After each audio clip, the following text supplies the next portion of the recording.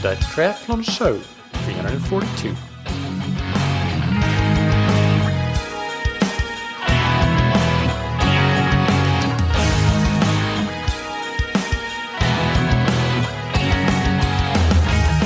What's up, everybody? Welcome back to another episode of That Triathlon Show, the podcast presented by scientifictriathlon.com.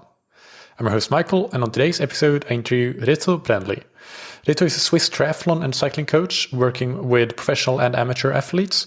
He also runs the Performance Lab Training and Diagnostics, and we will talk a lot about the different tests that he uses with his athletes and how he recommends applying test results in training and so on. But we'll also talk a lot about his general coaching and training philosophy, if you want to call it that. We'll get right into the interview after thanking our sponsors.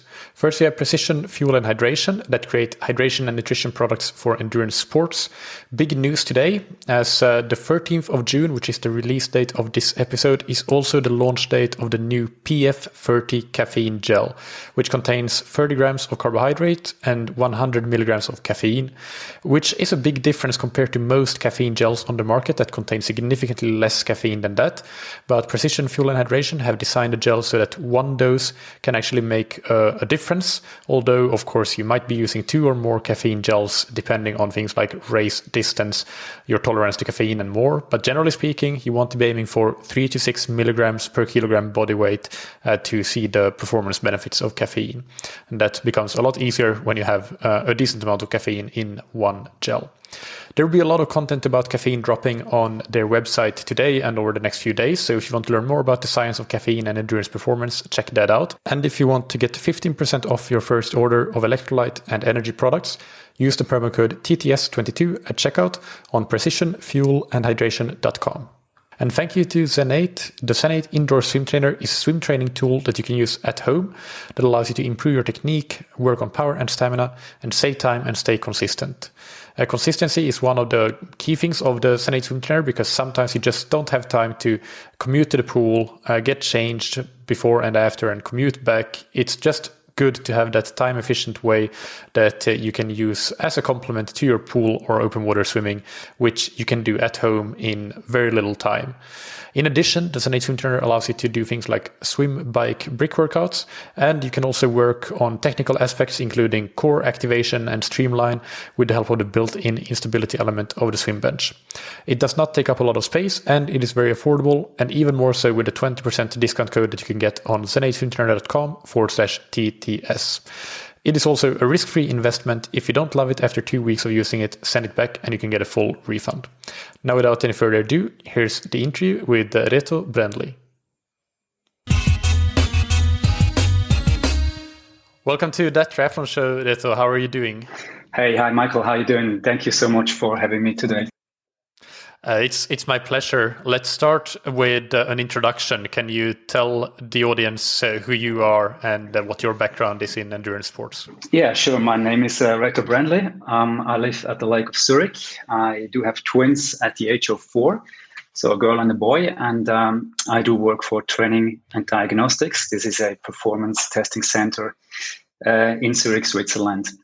So at Training Diagnostics, we do performance tests for athletes from the field of triathlons, such as example Florian Ongert or Jan van Berkel. But we also have a lot of soccer, ice hockey players, track and field athletes, cyclists, mountain bikers, and so on. But of course, the main target group, we have a lot of just normal people who want to have data for their daily workouts. And since we have a DEXA scanner, we do have a lot of clients who are just interested in having body composition data. And beside that, we do offer some special training methods, such as blood flow restriction, as an example.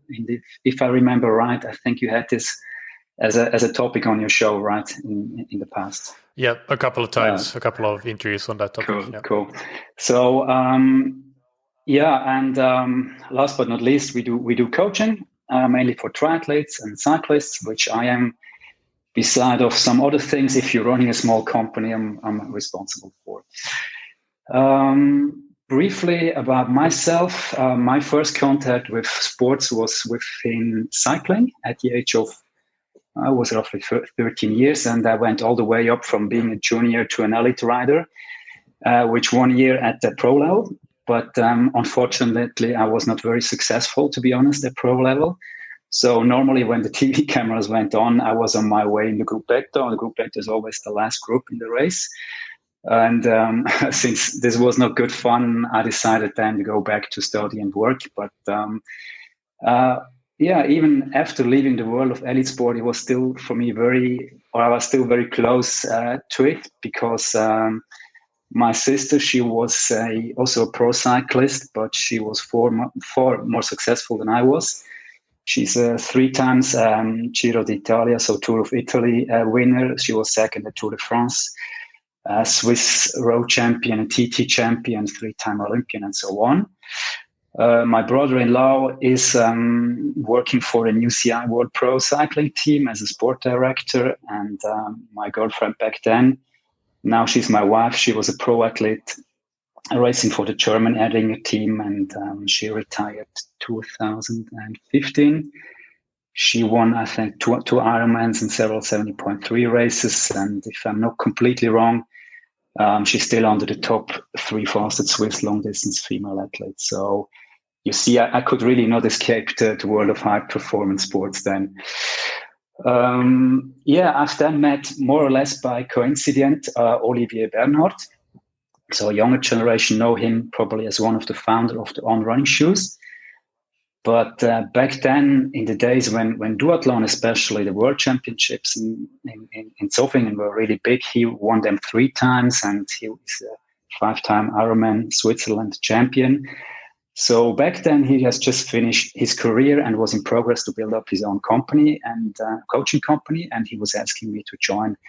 And this, of course, was a great opportunity for me to learn from one of the best in our region. And by then, he was coaching and advising all the young Swiss triathlon stars such as Ronny Schildknecht and Rudi Wild, Matthias Hecht. So I could really learn them out of firsthand. And then his work with On Running Shoes went bigger and bigger, so he decided to focus only on the running shoe business. So I moved on and joined the young company Training Diagnostics back then, which was a spin-off of the Swiss Federal Institute of Technology in Zurich. And so here we are. Yeah. And just to set the context of, especially in particular, your coaching, you coach a few pro athletes. You coach a pro and age group athletes, but a few pros that I'm sure the listeners have heard of. So can you tell us who you're working with at the moment? Mm-hmm. Sure. I do coach about 10 age group athletes, and within the pros there are 2 female from the HEP German team. One is Anne Reichmann, and the other one is Imogen Simmonds. Then I do have a junior national athlete, so we're working there very close with the Swiss national team together. A male pro, Fabian Dutli. He came all the way up from being an age grouper. Now he's a very solid 70.3 racer, and he's doing his first Ironman this year. And in a couple of weeks, Swedish athlete Rasmus Svenningsson will join our squad here. Oh, that's exciting! Rasmus is a good friend of mine. Oh, okay, well, excellent. I'm sure he will listen to this as well. Hope so. Yeah. So let's start with the first question, which is probably the most difficult one, which is, how would you describe your coaching and your approach to triathlon training?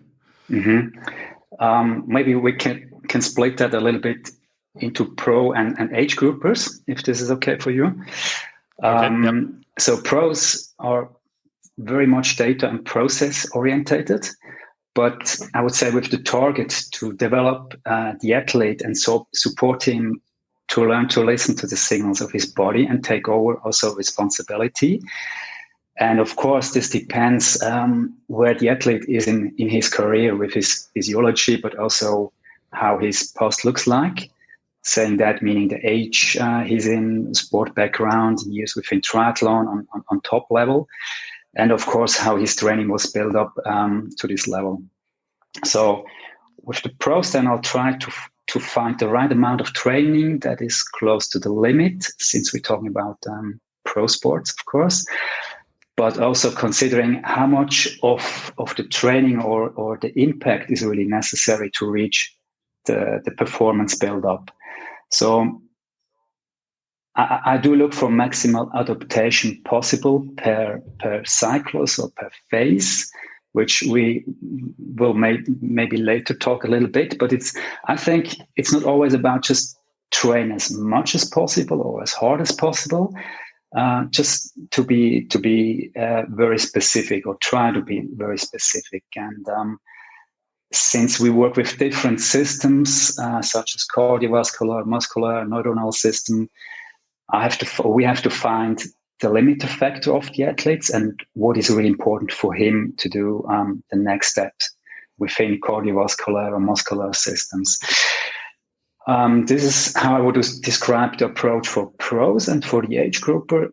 I mean, the focus there is on what is really important. So I try to keep things as simple as possible.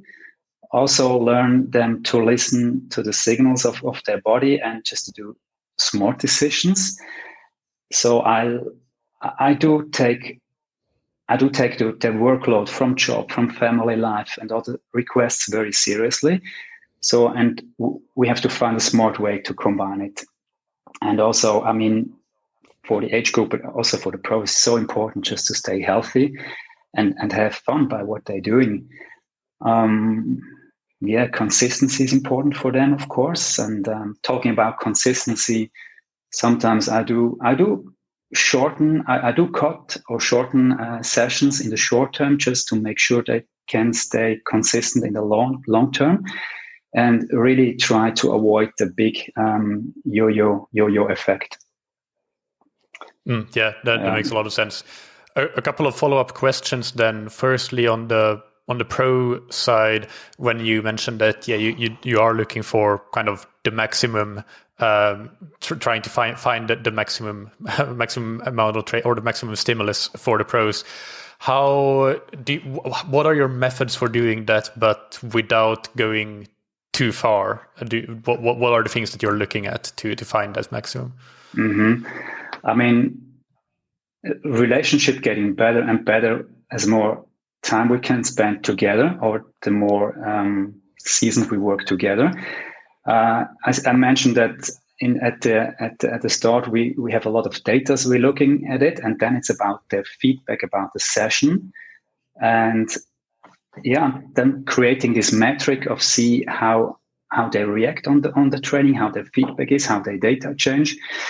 And then starting from this point on, just to building it up, to adapt it maybe a little bit on the left, on the right-hand side, and then just go step by step forward. But to be very honest, it's nothing you can really plan from day to day. It's always looking at the big picture then.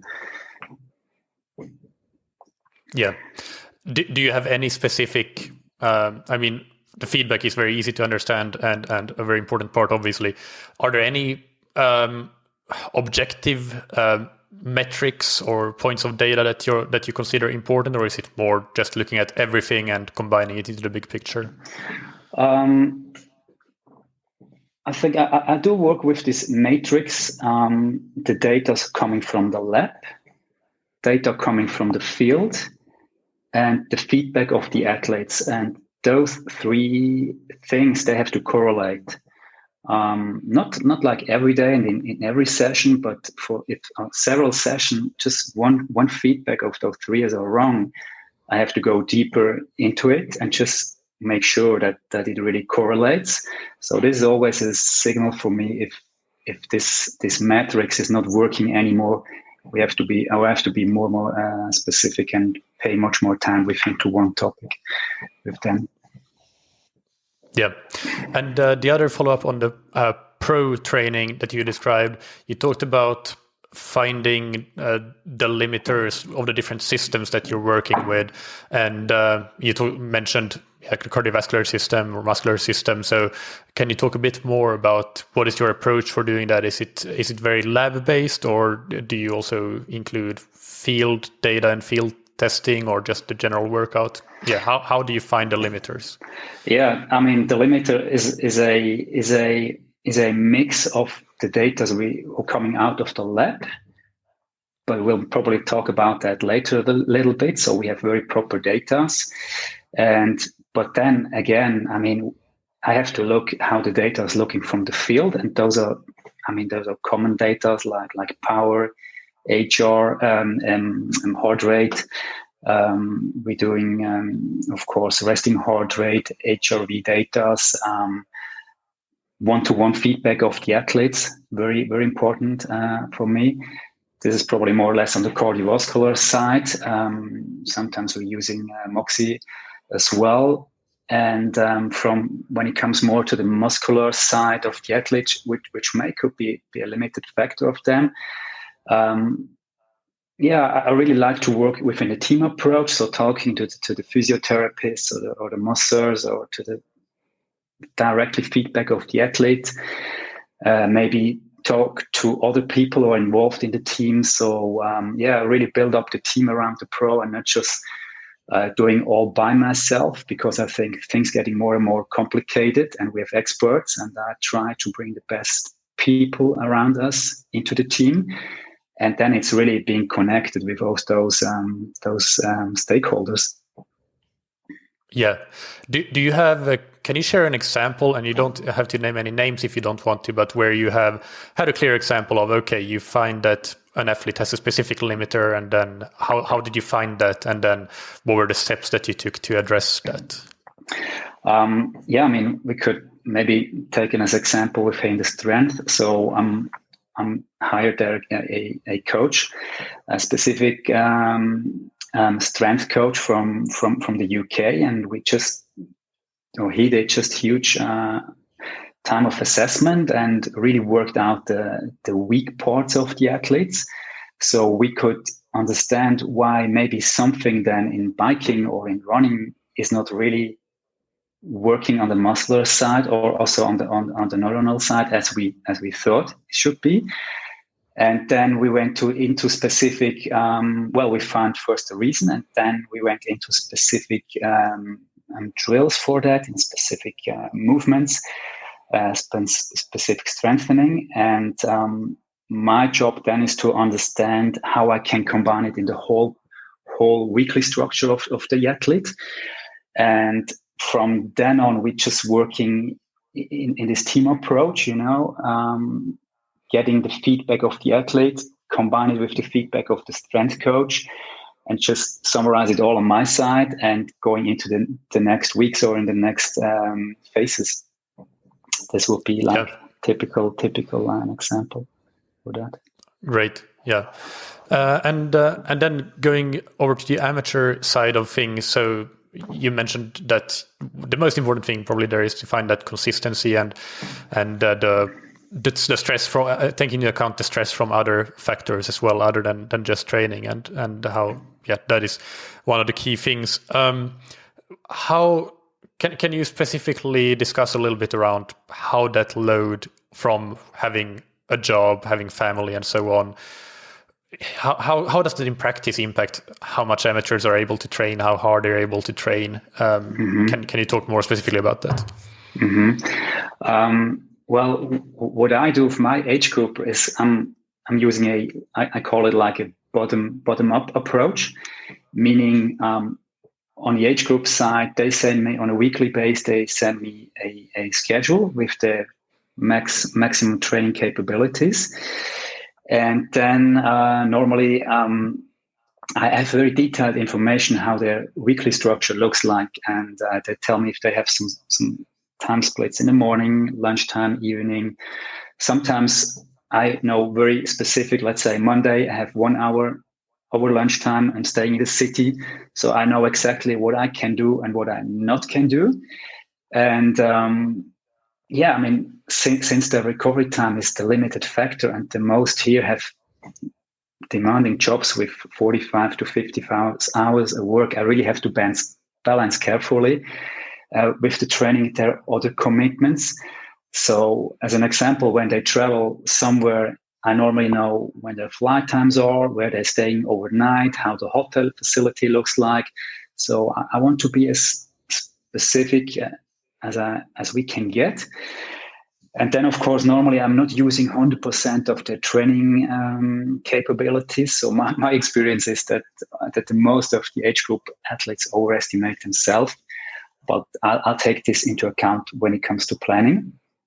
And I'm then trying just to work as consistent as possible and add the recovery days or the recovery weeks based around their family and business demands. And I think from my experience, this is just the best way with working with the age groupers. And then, to be honest, being very, very specific, going towards the A races and just focus on the steak and leave the vegetables on the table. So that's how I would describe it. That's really interesting. And you mentioned there one of the things that I was very curious about, whether you leave some of the time that they might say they have available unused, which, well, you say that you did. And that makes a lot of sense. Do you, when you ask for their schedules, does that schedule also include, sleep time and time to eat and so on, so that you can know in advance that, okay, they're not sleeping 5 hours a night and they don't skip meals just to get in the hours of training that they want to be getting in?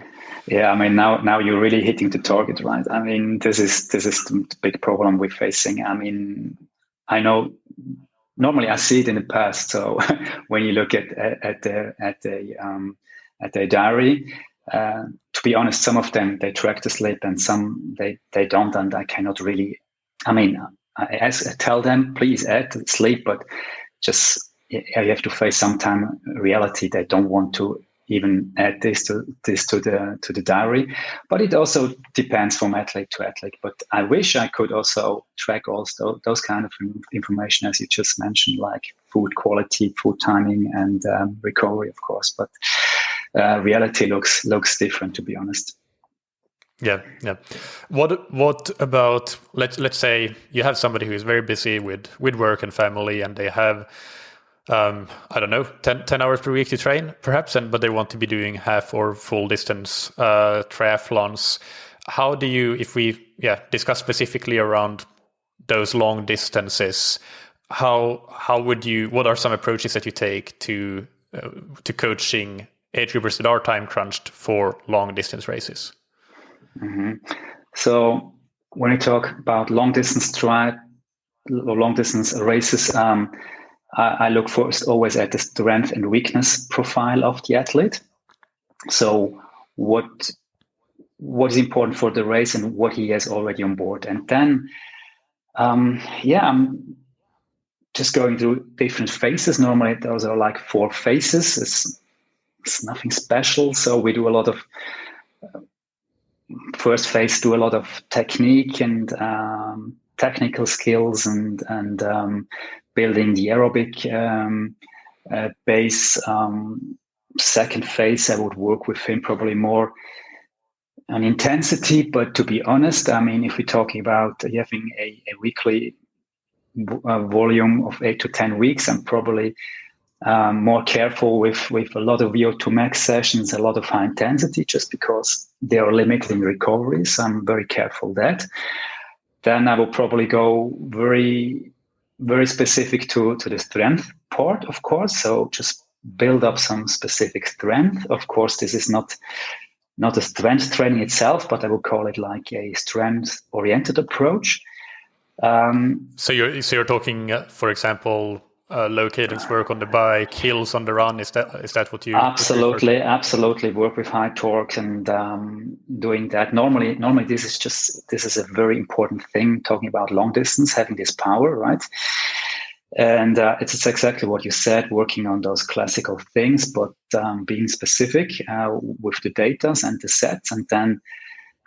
This is probably the biggest phase then for an age group athletes, and then the last set I will probably spend much time on specific race pacing with some threshold sets, being very early and specific with race nutrition, being also very specific with material we're using. just make sure that they're comfortable and they're not using it for the first time at the race. And then just general saying, using the capacity we worked up in the last couple of weeks and months. And this was now very easy and briefly, but just focus on what is really important. And of course, this is now theory. So in reality, normally it looks different. We have to be a little bit more flexible. Things are rarely not going as planned. So sometimes we have to mix a little bit, but I will go through those main 4 phases for a age group athlete within 8 to 10 hours. But again, for me, very important, we have to look at the strength and weakness profile of the athlete. Yeah. And do you like to get the strength and the weakness profile? We'll talk about this a bit later, but would you like all of your age groupers to do some lab testing, or can you get some of the most important things even with just field testing? Mm-hmm. Well, I like to have lab testings, of course. That's where we're working and that's where we're coming from. But to be honest, sometimes it's just not possible for what kind of reasons ever. So we have to use different ways to find the right zones. And I understand if people not want to spend money on that. So then we'll probably do some specific outdoor or indoor testings.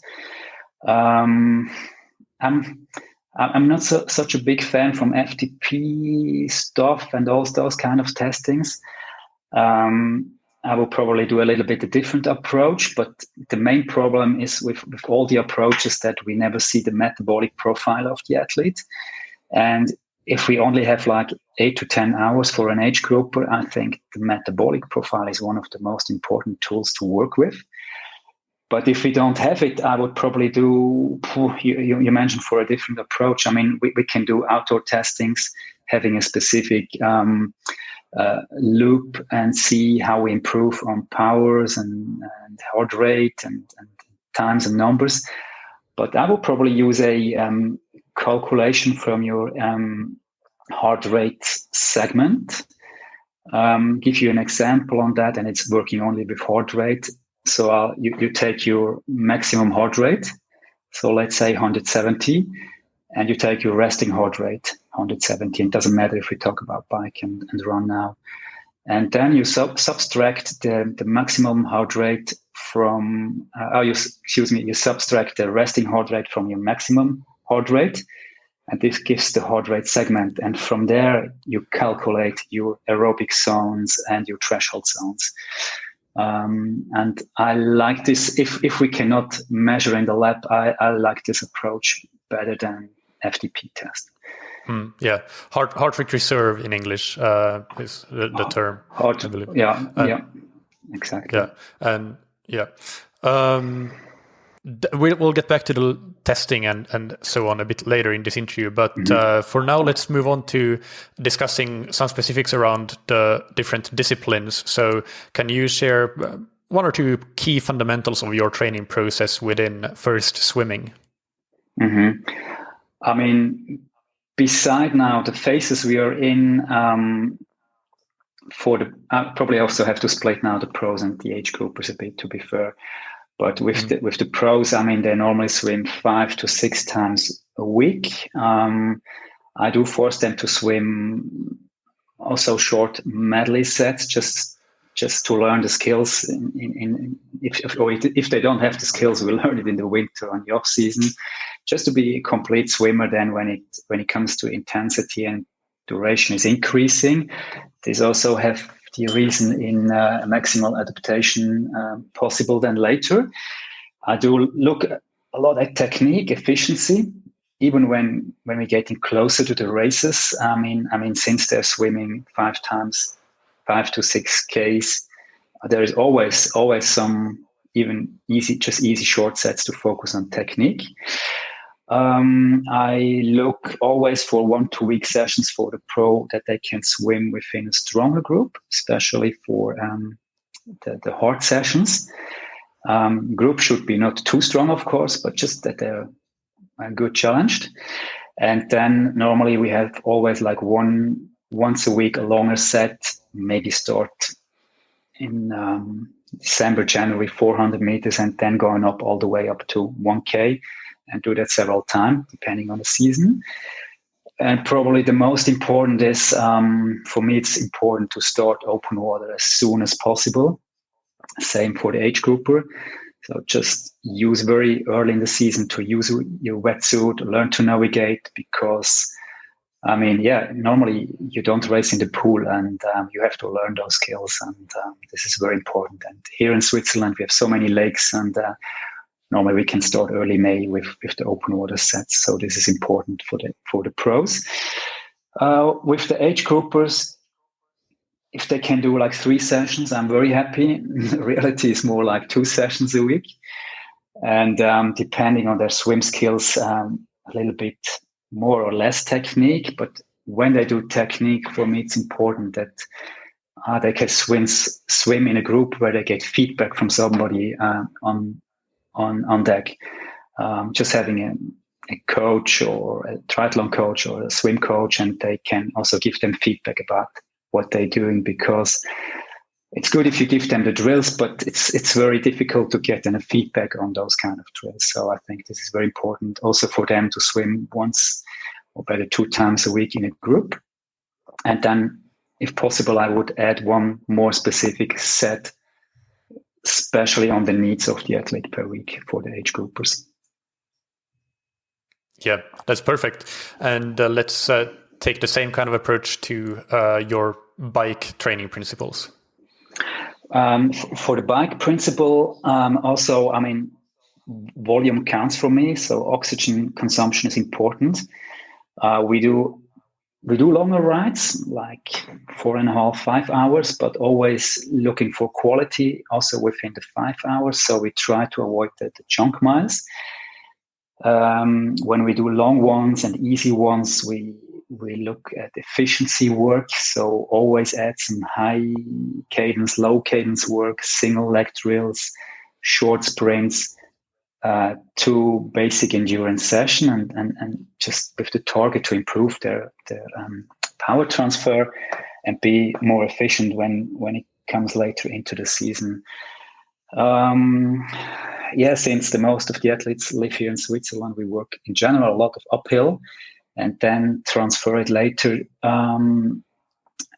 into flat or hilly areas within specific race zones. And one point which is really important for me is that my athletes work on their downhill skills. So they have a good technique in races for cornering, for roundabouts, etc. So I think this is so important.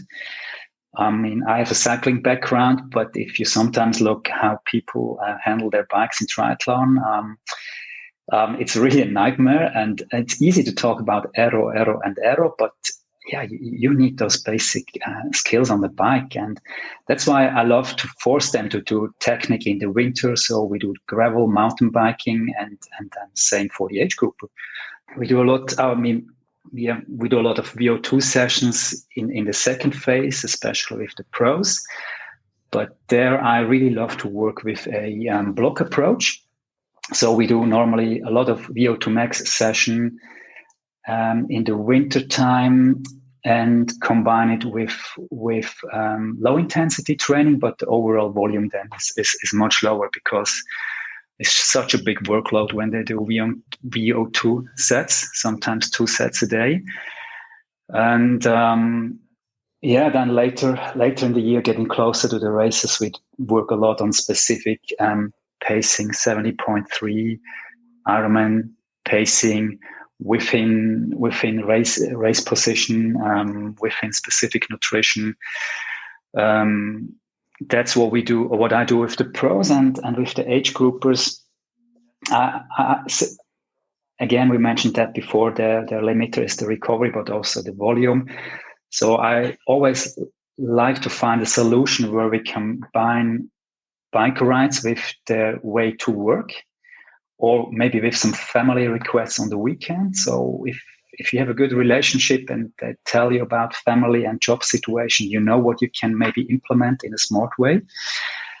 So we have in the morning like a free lunch ride to your job, and in the evening back, and then you have 2 hours, and you can combine it with the way to work.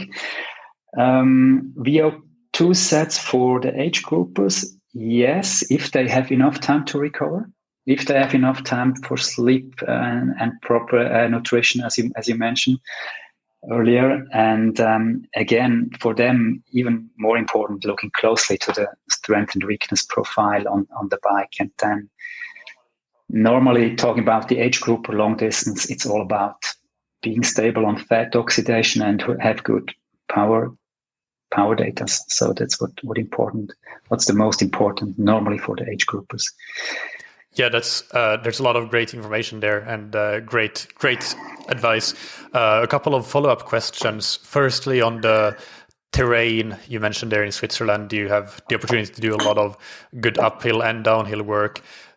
When you then have pros that go, or age groupers that go and race maybe a flatter Ironman or Sim 3 or something, how do you in Switzerland have a good opportunity to actually practice those kind of courses, or how would you train specifically for a course that is flat if the terrain is not available? Mm-hmm. I would still prefer them a lot on uphill, and then just going within the last couple of weeks into flat areas. But I mean, to be honest, Switzerland not only have hills, we also have like flat parts, but not maybe as much as in Sweden or in Portugal or Spain. But I mean, we have the flat parts and we can ride them. So then, of course, we're using them, but always try to get the power in the mountains and then in the flat roads, just staying for maybe 2 or 3 weeks before the race is coming up or before they're traveling to the races. So I would still then focus much on uphill work. And within that uphill work, how do you incorporate it in the training? Like, would you, for example, tell an athlete that, okay, you have a 4-hour ride today, just go out and ride in the mountains, uphill, downhill, without saying very specifically about power targets or what have you? Or would you be more specific that, go up the climbs in zone 3 or in zone 2 or wherever you want to do? How does that work for you? Yeah, no, I try to be very specific on that. So I tell them how long and exactly the zones I want to see them in. Normally, again, with this correlation of power, heart rate, and also should combine with the feeling of the athlete. And I mean, Switzerland is not that big, to be honest. Sometimes if I know where they live, I tell them exactly which climbs I want them to see. So sometimes I can do that. Yeah. So I tell them exactly which way they have to drive. And sometimes they do it and sometimes not. But since I have a background in cycling, I know the climbs here. And so I tell them. I also know which climbs are good for early sessions uphill, and then maybe later on. And then you have to know, are the mountains open because of snow? They're still closed. So I try to be specific as possible, and the most of them appreciate. And if I know that they don't appreciate, I'm not going to tell them. Then they make their own decisions. But I'm normally very specific with target zones and duration of the climbs. And is that when with the target zones, would it be a lot of keeping it aerobic in zone 2, for example? And if that is the case, is there a difference between when you coached your females versus your males? Because obviously the power is very different, and maybe for the females sometimes it's difficult to go to keep it strictly aerobic when the climbs are steep and so on. So can you talk about that a bit? Mm-hmm.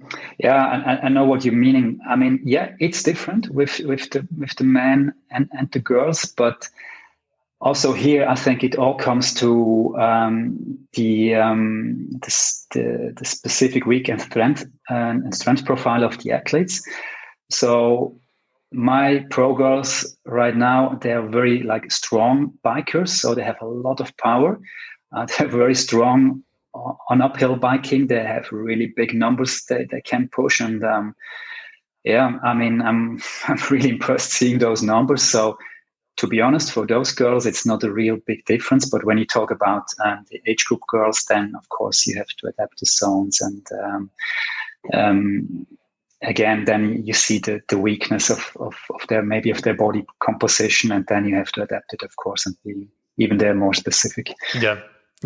Is there? Do you think that sometimes you mentioned as the limiter example, some work on strength? Do you see that sometimes just the muscle mass can be a limiter for people in general, but maybe for the women in particular, to building power on the bike? Mm-hmm.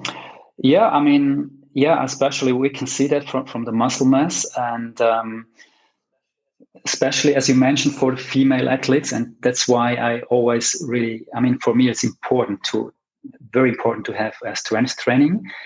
Of course, again, depending on the body composition, but strength training is just so important for several reasons.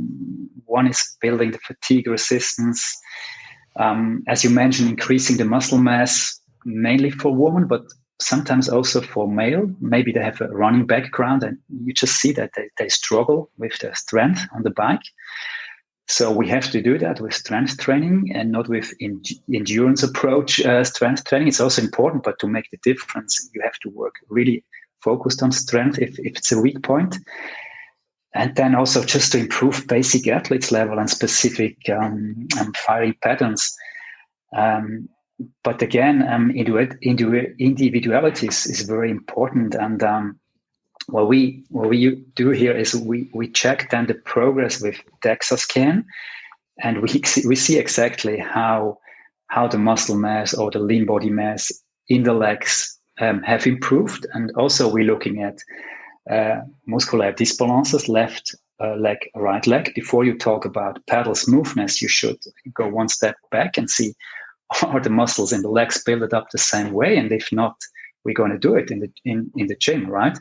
And then we're doing the next step. So yeah, this is very important for me and the athletes. And then the other follow-up question on biking, that was actually several already, but one more that I have is around the VO2 max intervals. Do you have a preference around what type of VO2 max work you give athletes? Because there are several different schools of thought on that: longer intervals, shorter intervals with short rests, or fast start intervals. Lots of different options. Do you have any thoughts on that? Starting harder and then easy, and maybe a little bit easier. So there's so many interesting sets. But I really love to mix them. So start with shorter and higher numbers and then going a little bit longer. But again, it depends a little bit on where we're going. So let's take an example, the junior from the Swiss national team. I mean, they're like the really short and high sessions are important. And with other athletes, maybe also have a little bit of different body composition or muscle fiber types. I tend maybe also to do a little bit longer sets, and not only the really short ones where they need so much time then to recover, and especially again the age group, but they just don't. Then they struggle really to recover. They can't sleep the whole night, so it makes no sense then just to do those intensive, very, very intensive VO2 sessions. So I'm careful. And what does long mean here when we talk about long? Is it 3 minutes or 6 minutes, or what are we talking about? No, up to 4 minutes. To 4 minutes. Yeah. And then running. If you can share your principles around running. Well, in running, even for the pros, I'm careful with volume and intensity. Again, I mean, it depends on the running skills of the athlete, but I think quality is more important than quantity. So I do look a lot for motoric skills, running technique, and a good of running economy. So we do a lot of one-to-one coaching, exchanging videos, and just looking for small things such as cadence, vertical oscillation, stability, etc. And in the end, the target is just to be save energy and be more efficient on the long distance races. So we do a lot. Beside that, we do a lot again of uphill run, and then also do trail runs a lot, just to reduce the impact on the structure side. Saying that, building the volume up carefully. Maybe start with double runs before we do long runs, but to be honest, long runs are never longer than 2 hours, maybe 2:10-ish, but never longer than that. And even if we do like a long run, we'll probably also just make a few stops and maybe add 1 or 2 minute drills and just make sure that we are at a very good technical level when they restart. Track sets, to be honest, not so much. I love to have them short and fast, but not too much, just because of, again, injury cases. And I like to add a lot of barefoot running on grass to strengthen the foot and get a direct feeling for the ground contact, and then going on the track and onto the road and do the fast stuff. But again, we're not doing that many track sessions. And with the pros, and then for the age group, it's even worse, talking about the injuries coming from running. So again, I would say just as much as needed, focus on what is important, efficiency, be very careful with super fast sessions on the track. Prefer also to have them running uphill, then transfer it into flat or hilly areas. And for the age group, it's also just learn them to run controlled with different speed. And this is important, just to stay within a controlled zone and not just humbling them with the technique. And then, we see the damage after a few weeks and start again by zero. On the volume for your pros, for example, what would be a typical weekly running volume? Like a typical one, maybe 55 to 65 Ks a week. So this is not very much. But to be honest, if I have one athlete, he has an excellent running technique and he's very light and very stable. So then we also facing maybe 2 weeks where we're going close to 90, maybe also 100K, but this is then really exceptional. So we're not doing that very often. Just be, again, very careful on the volume side. Yeah. And then in terms of the faster work, the quality sessions, if you want to call it that, it sounded like, can you correct me if I'm wrong, you do some, maybe some fast stuff and then build up to short and fast intervals, but do you do a lot of like threshold work or tempo work, or not so much? Yes, more like, in this second phase, as we mentioned, where we focus a lot on VO2, building up the breathing patterns and all that, we're doing a lot of short and fast stuff, but then probably we're doing more on the treadmill to have a safe environment. And then later, as you mentioned, more around threshold, also on different grounds, and not always on the track with the same angle. So just, again, I'm careful with that. Those guys are triathletes and not pure runners. So I want to try to avoid the injuries, and there are other possibilities to make them fast in running, I think. But the short sessions, sometimes we do them on the track. Yeah, the really short ones. What's your take on the general crossover effect? Like how the general fitness of swimming and biking can help any athlete with also being better at running? I mean, obviously there is a crossover effect, but do you think that it's a very strong one, or kind of moderate or small? What's your take on that? It's a good question. The answer would be probably it depends on. I think there is a crossover effect, and if you have a kind of a body composition who fits more to a runner, you benefit more from the crossover. And if you if you don't have that, if you just struggle a lot with economics in running and technique, you're probably not gonna join this crossover effect. So that's as the other guys. So that's what my impression is and what I get from as a feedback from the athletes. Yeah, that makes sense. And then let's discuss strength training. You mentioned that you do use it and consider it very important. Can you talk some specifics around how you implement it?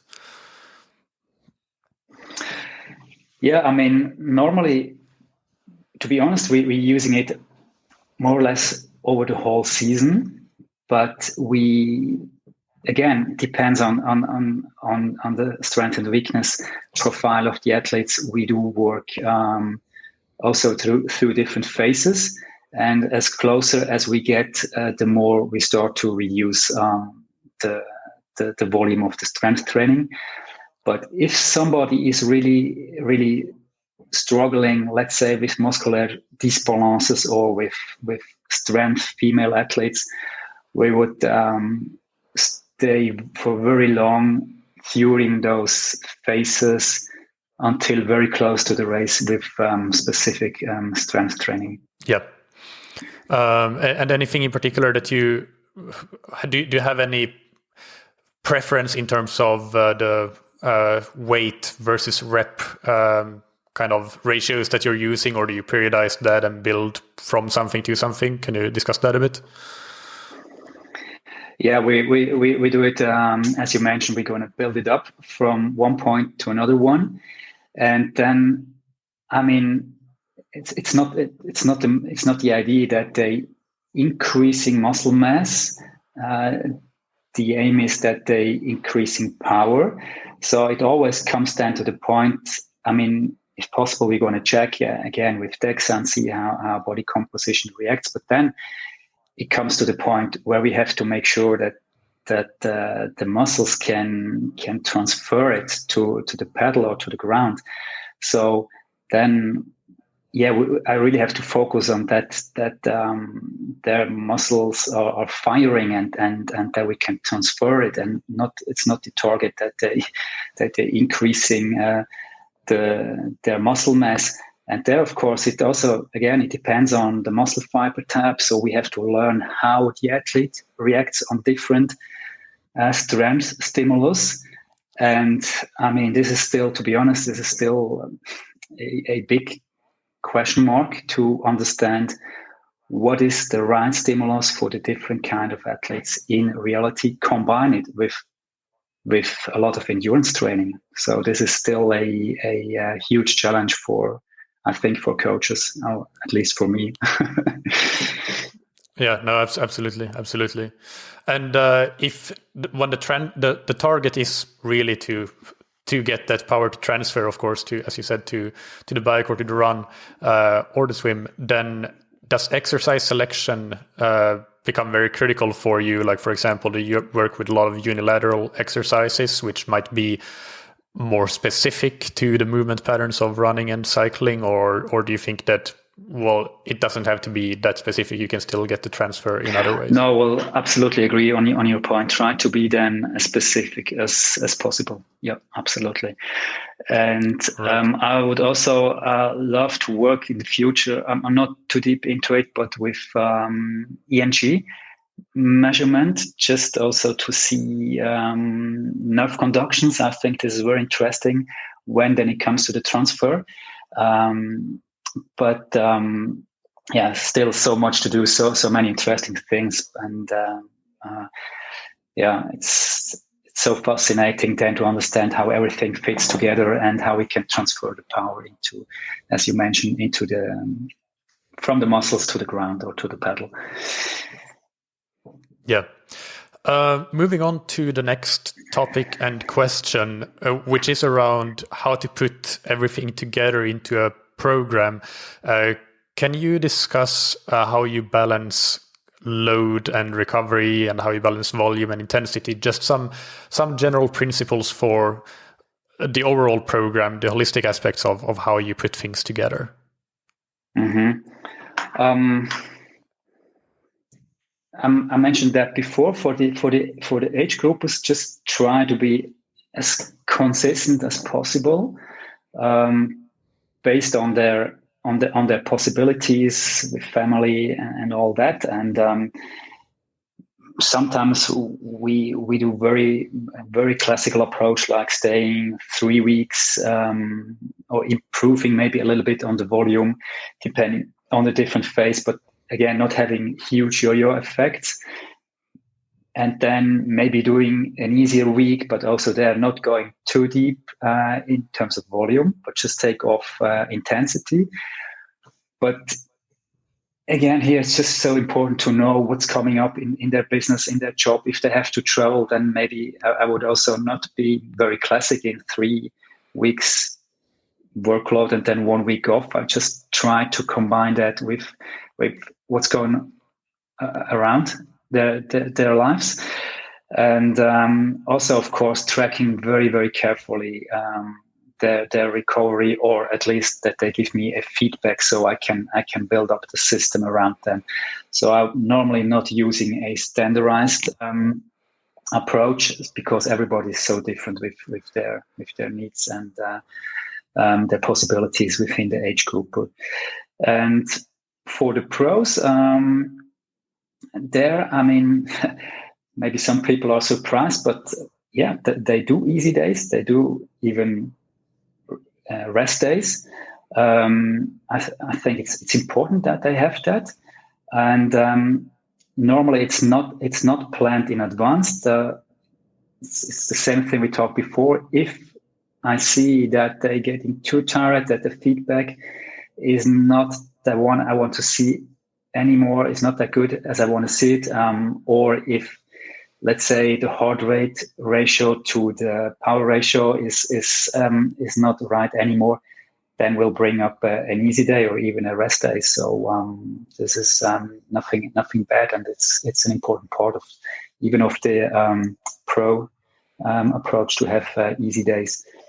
When we are in huge blocks, normally I'm doing like every 3rd or 4 days an easy day, and sometimes we're just staying for 7 to 10 days on a certain volume. So it's really different from athlete to athlete. And what about the balance between volume and intensity? Do you have any sort of pattern that I guess it depends on the period, so you can elaborate on how you see fit.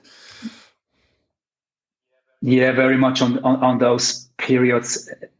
Again, in this call it phase 2 or whatever, how we want to name it, there is so much intensity, there's a lot of intensity. As I said, maybe two times a day, like VO2 sets. So there we have high numbers of intensity and maybe low numbers of volume. And then we're going to skip that again and going to build it up from the other side. So there is really not the general numbers I can give you on that. No, that's fine. Yeah. The 2 a day VO2, that's a curious one. Where does that come from? Is it something that you've come up with, or does it come from your cycling background, or have you seen research on it? Yeah, both. We've done that in cycling, of course, a lot, and of course would not do that with age grouper, to be honest. So please don't do that as an age grouper. But with the pros, yeah, we have seen good improvements, having like 2 VO2 sets per day, let's say over 2 to 3 days, and then maybe have another just very easy sessions between. And for athletes, you want to improve the breathing patterns and the VO2 max. We see quite good improvement there, but again, you have to be very careful with that and be in close contact with the athletes in terms of recovery. Nutrition has to be excellent, and there should be no other impacts for the athletes. So he really can do that in a focused environment. But yeah, in cycling, this is nothing new there. Yeah, absolutely. All right. Yeah. And when you do it with your pros, is it 2 a day of the same discipline, like 2 a day cycling VO2, or is it like a swim VO2 and then a bike VO2? It can be both. It can be both. Depends on where we want to put our targets on. Right. Yeah. But of course, we would never do like 2 running VO2 sets per day. Of course, this is a no-go. Yeah. Let's discuss testing and diagnostics. So, and this is again maybe something where you can discuss pros and amateurs separately if you want to. First of all, what are the things that you have mentioned them already, but a testing battery that you would do for maybe a pro athlete that starts working with you, for example, when you want to know, like you want to have as much information as possible, what would the testing battery be? Testing battery, I mean, beside the talking and the analyzing the data and the past and all that, just in the lab, we would do like typically, we do DEXA scan for body composition. We do VO2 max, so spiroergometry testing, maybe a ramp testing for specific VO2 max, and classical testing, or even just a how we call it, like a endurance testing. So we're only looking at the data up to threshold and going not above, but have a different protocol, just to be very specific on the low numbers and see how the data is looking like. And we would normally use for that spiroergometry, lactate, MOXIE, as I said, MOXIE for isolates the muscle layer to measure SMO2 in real time. We do test them all on a Cyclos 2. It's an ergometer, so that one is extremely accurate. So the pros, but even the age grouper, can test on their own bikes. And since the most of them have power meters, we look at the delta of the power meters. And it's very funny. In reality, we see that the most power meters are just not accurate for what kind of reasons ever. But then you give the athletes, of course, training zones in power numbers and in heart rate numbers, which are correct, coming from a Cyclos 2, which is a validated Cyclos. And then they have like 10 or 20% delta on their power meter. So they have complete wrong numbers when they go into execution. So we're always looking at the power meter and give them a protocol of the delta, if there is one. Is it progressive? Is it degressive, or is it steady? And then probably, I mean, not maybe the most important, but we should just do Hcc measurement. I mean, this is so important to prevent irregularities to react at an early stage when something is conspicuous. So I think in a good lab you can combine it as always with spiroergometry, and then we also see that the whole heart things are in a good way. This is just so important if you work with athletes. Yeah. And what about if you have an age grouper, let's say somebody who is local in Zurich that can come into your lab, and would you do all the same tests with them if they have they are local and they have the funds to do the testing? Would all the same things make sense for an age grouper as well? I mean, yeah, I mean, there is nothing it would make no sense, but saying maybe the MOXIE data, we use MOXIE data just to confirm the data we have from spiroergometry. So maybe you leave the MOXIE beside, but the rest from the setup is pretty similar as we're using for the pros. So there is not a big difference in that. Yeah. What about testing in the different disciplines? So that there you described the bike testing, but would you also want to do some treadmill testing for the run, or even swim testing? How do you view, if not, how do you transfer some of the information to the other disciplines? Mm-hmm. Well, bike and running, as you mentioned, probably this is something you can kind of combine it if, and I think this is important, if the athlete does not have a specific background within running or biking. So then you can kind of estimate the numbers from a bike test to the run data. But you have to be a little bit careful with that. But if it's the case to save some money, I think you can do that. I mean, we have done that before, and sometimes people asking that.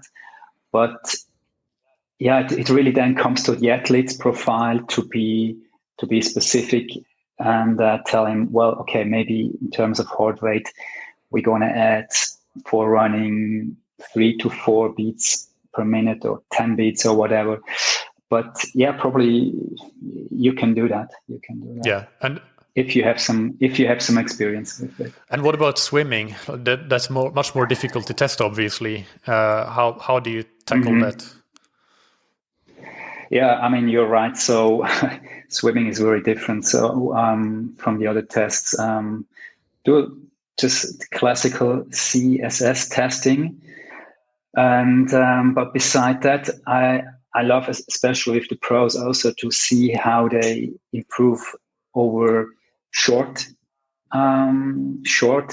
distance, like 50 meters and 100 meters with several repeats. And then also on the longer ones over 60 and 800. That's what I love to add on the swimming side, besides just doing the standardized CSS protocol. Yeah, I personally, just give my personal opinion on the CSS test. I used that for a long time, but I have stopped that some time ago because I think the 200 and 400 meter distances, they are so close to each other that it's as if you do a critical power test on the bike and you use, let's say, 3 minutes and 5 minutes or something, and or 2.5 and 5 minutes, but you would rather use 2 minutes and 15 minutes or 2 minutes and 12 minutes. So I started using 100 and 1000 for my swim testing, and I find that is much better for giving more of a strengths and weaknesses profile of the athlete as well. 100% agree. And I mean, we always have to keep in mind that proper testing just needs time to prepare, right? We have to take off time, and it has to be specific in all that. And we also can talk about testing with the lactate on the pool. But I mean, handling the lactate is not that easy if you want to have really proper data. You have to look at so many things. And I'm not sure if it's really an add value if you're then using the lactate on the pool side, if not everything around you. Talk about nutrition, talking about the offload before and all that is really 100% standardized, clean. So you probably better work with just, heart rate data. Yeah. And what about, are there any common mistakes that you see in testing that should be avoided? Like, for example, I mean, we don't need to beat around the bush with the fact that the different labs do things differently, and not all labs are the same quality and have the same precision in their protocols. And I've seen many tests from athletes where it's clear that the lab has done a poor job with how they have conducted the test. Are there any common mistakes that you would recommend athletes, if we have listeners, for example, that are interested in going into a local lab and doing a test, they should look out for and things to avoid? It's a super question, really. You know what I would say? A lot of athletes, they have complete wrong expectation for outcoming data. I mean, since so many data are available on internet, on social media, but it's exactly the point what you mentioned, but you cannot really look at the quality and this design of those data and the testing. So I think it's really important, or we do explain the process and the test design and the tools we're using to the client or to the athlete. So I think this is what you have to understand. And then maybe you're using a method which is different from another lab, but you understand the difference. And then you also understand maybe the different data. Does this make sense? maybe I can give an example on, let's talk about body composition, fat percentage. If you go on the internet or listen to podcasts or whatever, people talk about, those Tour de France athletes or triathletes, they're having 3 to 4% body fat. But in reality, this is not possible. This is not true. I mean, you're not alive anymore with 2% body fat. So having like 7 to 8% body fat is an extremely low number. So the question is, what kind of tool you're using for those kind of data? If you're working with DEXA and you have visceral fat and subcutaneous fat, I mean, the right numbers, 7%, 8% is extremely low. But at a Tour de France or in training camp, you cannot take your DEXA with you. So you're probably using caliper, right? And then with caliper, you see much lower numbers. So people start to mix that up and talking about they expect having low numbers, but then they're facing numbers from a different testing quality, and they getting completely confused. So I think it's important to learn to understand what's the testing design and the quality behind the testing. And I mean, caliper is nothing bad. You also can see a trend, positive or negative, with the caliper, but data are not 100% correct. So I think there's something you have to understand when it comes to testing and avoid wrong expectation. Yeah, I think that's a great point, and I've definitely seen that. Like, what are the expectations around, for example, what your VO2 max should be? I think is FTP is a common one as well, and that's what I think why some tests have been developed that kind of get your FTP higher and higher. You can choose your highest number, but VO2 max I think suffer from the same thing, that people have expectations that if you're an upper mid-pack male triathlete, you should have a VO2 max of 60, which is absolutely not the case, but that's the expectation that athletes have, and then they can be surprised when they go and do a quality test with good equipment, and it's not what they thought it would be.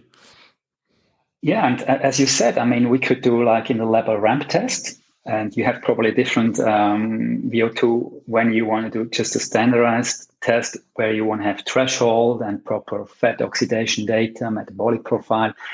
You also will face different numbers, so it's a question what you want for the fund you're going to spend, right? So what is really the need of those kind of data you're looking for? Yeah. We talked already about how you can use the testing to understand the athlete's strengths and weaknesses and their limiters and so on. But so beyond that, are there any other things that you want to mention about how to apply the results from testing in the athlete's training? For example, would you rely quite strictly on training zones that you set there and training targets? And are there any other things you want to mention about the application of testing in training? Well, first, I think if in general, just if you're testing, I mean, you need to be using the information to have an influence or an impact on your training. I think there is really no point on just doing it to test for social media or because other athletes doing it. So I think this is the main target. Then I think to be honest, I mean, the more inexperienced the athlete is, the more he can benefit from a proper testing.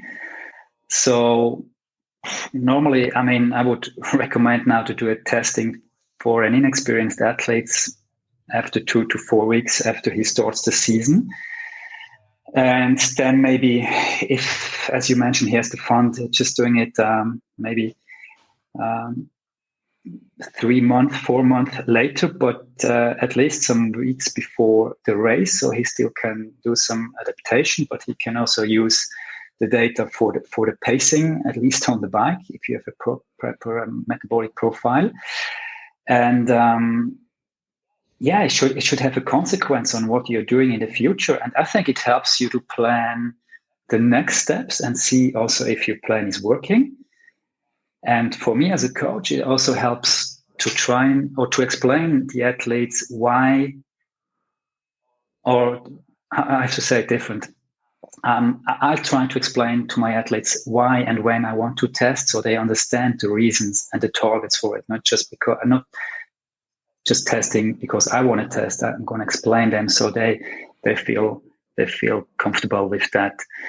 And with the pro, we have different possibilities. So there, we test at several points in the season and gain information about the process is going on. Are we looking at specific targets? You mentioned VO2 max. We want to see if it's really adapting. So saying that, just summarizing, I think several testings a year are useful, but for an age group, it's really not the main thing. But very honestly, but sometimes testing can be for age group more useful than investing in expensive equipment. Especially if they are not that familiar with their training zones or they don't have this developed body feeling. So I think it can really make more sense than expensive equipment. And from the coaching point of view, it can also help to explain why performance at the race wasn't as expected, especially when the athletes then are disappointed with their performance or have before the race just unrealistic expectation, right? So it helps also just to show them why, from a coaching point of view, it's not possible that he's riding a 4:45 on 180 Ks. I think this is also a good help on this side. Yeah. A few fun questions to finish off with. First, what is something that you've changed your mind about in training or in coaching in the last few years and that you now perhaps think differently about or do differently?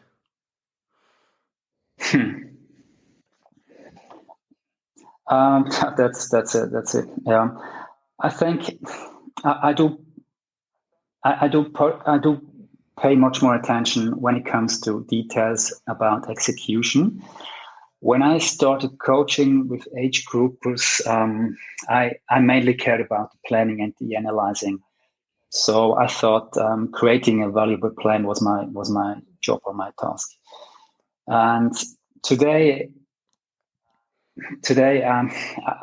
I really understand that when it comes to work with the pro, but also with the age group, the planning and the analyzing is probably the smallest part of my job. And I do regularly exchange with some coaching friends, also coaching pros. And one of them told me, before I started with the pros, he told me that when I understand the difference between writing a training plan and coaching, then you're really ready for the pros. And I think I understand that now.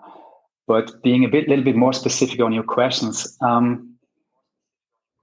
I do question a lot more about tools and gadgets that are on the market for so-called performance enhancement or measurements, especially when it comes to reliability. So at the beginning, when I was new in the coaching business, I thought, well, this could secure, my work kind of. And today I'm a little bit disillusionated about the quality of those tools that are sometimes integrated into training. So normally the athletes coming up and they want to add this and that. And just to be very honest, I would say less would often be more than just using all the gadgets that are on the market. And when you understand what's behind it and you see that data are not really accurate, it's a waste of time and money in the end. Yeah, 100%. And is there any currently popular training fallacy that you would like to maybe just bring a different perspective to or correct, if you will? Maybe it's not really a training fallacy, but I do have the impression that on middle and especially on long distance triathlon within the last years, a lot of athletes think that intensity is more important than a certain volume. Partially the high intensity training is the holy grail. And for me, this looks different. So for me, volume is and remains important. And of course, we need intensity. We talked about that before. We do intensity. It's important. But I think like a solid base of endurance and aerobic work is still the foundation of long distance triathlons, and there are no shortcuts for that. Yeah. What about if you mentioned you coached a junior Swiss athlete training for short distance? Then is your answer different, or do you view volume differently in that context? Absolutely. No, I'm really talking about middle and long distance. Short distance, completely different approach, of course. Yeah. All right. Yeah. And if you could give 3 pieces of advice for listeners that would help them improve their triathlon or endurance performance, what would that be? I will probably learn to listen to the feedback of your body and work together with your body and not against him. And use those data for recovery, such as resting heart rate, HRV, calculate time to recover, and don't try to cut off the time there. So I think this is an important piece. Another one about the nutrition in general, take it very seriously, meaning before, during, and after training. And start with training, start to implement race nutrition as soon as possible. Don't wait until the last week, and learn to consume high number of carbs for the races. This is a real game changer, and that's something you have to train and to learn. And it's not enough if you start 2 weeks before your competition. And the last one will probably, especially for long distance, just focus on efficiency wherever you can. It's all about being efficient as possible. Perfect. Yeah, great tips. And now let's do the rapid fire questions. So take just one sentence to answer each of these. And the first one is, what's your favorite book or resource related to triathlon or endurance sports? Favorite one, not a favorite one, but the one I'm working or reading right now. It's a French one called Puissance et Performance en Cyclisme. It's from the chief of performance of the Groupama FDJ Pro Cycling team. That's the one I'm looking at it right now. And just to mention another thing, it's not a book, but I like the content from Jasker Jokendrup and the look and feel how he's presenting the stuff. I like that very much, but it's not a book to read. Yeah, well, it's a resource, book or resource. So it fits. Yeah. Agreed. What's the name of the author of that? The Groupama FDG. It's Frédéric Krapp. All right. Krapp. Yeah. And what's an important habit that you have benefited from athletically, professionally, or personally? Just be patient and reliable, and then I think hard work will pay off. And finally, who's somebody that you look up to or that has inspired you? To be honest, it's no one in particular, but I really and honestly, I do have big respect in coaching from people who work really hard in the background and don't push themselves into the spotlight, especially and even if they are successful. So I think the achievements of the athlete always belong to the athlete himself. And as a coach, I think you have to accept that you're in second or third row. And I'm looking up to those coaches who handle that very well. Yeah. And just to finish off, where can people find out more about you and your business, website, social media, and so on? We have a homepage, traininganddiagnostic.ch. We have an Instagram channel called Training and Diagnostics. I have an Instagram channel by myself, Reto Brändli, but to be honest, I'm not doing that intense. I'm living more in the real world and probably also not that good on it. But I do publish some things there about the athletes, never about my family or about my personal life. It's just about the business. But in general, just follow my athletes, pro athletes. They will appreciate, and they publish everything on their channel. What is really important. Yeah, Perfect. Thank you so much, Reto. It's been great to chat to you. Lots of really good, interesting information. I appreciate it a lot, and I'm sure that the listeners will enjoy. So I hope to talk to you again soon. Thank you so much for the invitation, Michael. It was really a pleasure and an honor to be on your channel.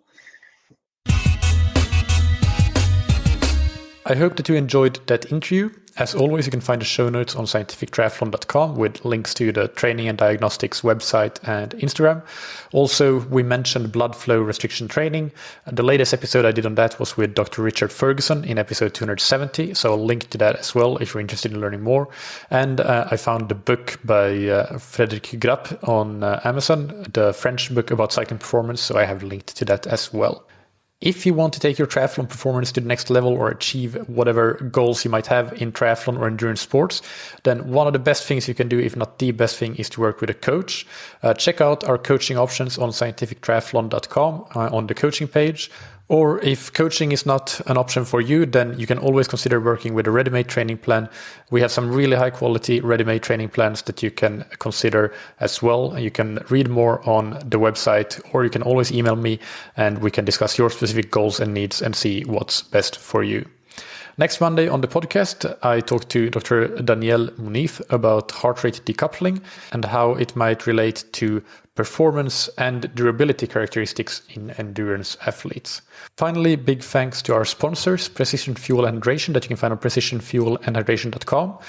Use their free online sweat test and quick carb calculator to understand your fluid, electrolyte, and carbohydrate needs, and book a free video consultation with the team at PH to refine your hydration and nutrition strategy.